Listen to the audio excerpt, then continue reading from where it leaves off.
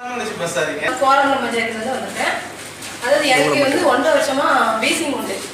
இப்போ ஒரு மிஞ்சி போனால் ஒரு 20 நாள் தான் எடுத்திருப்பேன். கவாச் ப்ளஸும் காஃப் நீலும் எடுத்துருக்கேன்.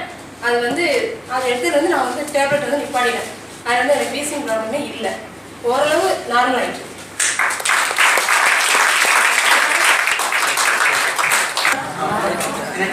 சரஸ்வதி எனக்கு ப்ரெஷர் சுகர் இருந்துச்சு, தைராய்டு இருந்துச்சு.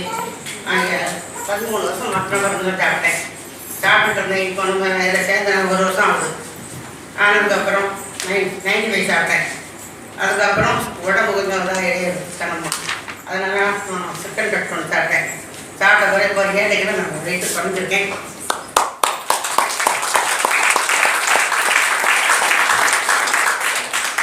அதுக்கடுத்து எங்கள் அண்ணன் பையனுக்கு சுகர் பெட்ரோலாக ஆகாது, அவருக்கு கொடுத்துருக்கேன். அவருக்கு 3 மாதம் தொடர்ந்து கொடுத்தேன். 3 மாதத்துக்கு பிறகு வெயிட் பண்ண அத்தை நல்லா ஆகிட்டு இன்சுலேட்டர் போடல, வேண்டாம்னு சொன்னாங்க. அதனால் அவங்க ஏன் கொடுக்கல, அந்த மாதம் வெயிட்டு போகணும்னு இருக்கேங்க. அவங்க நல்ல ரிசல்ட் வந்து ஒரே வெட்டு கால் எல்லாம் யோதரம் ஒரு கிளாஸ் கூட பிடிக்க முடியாது.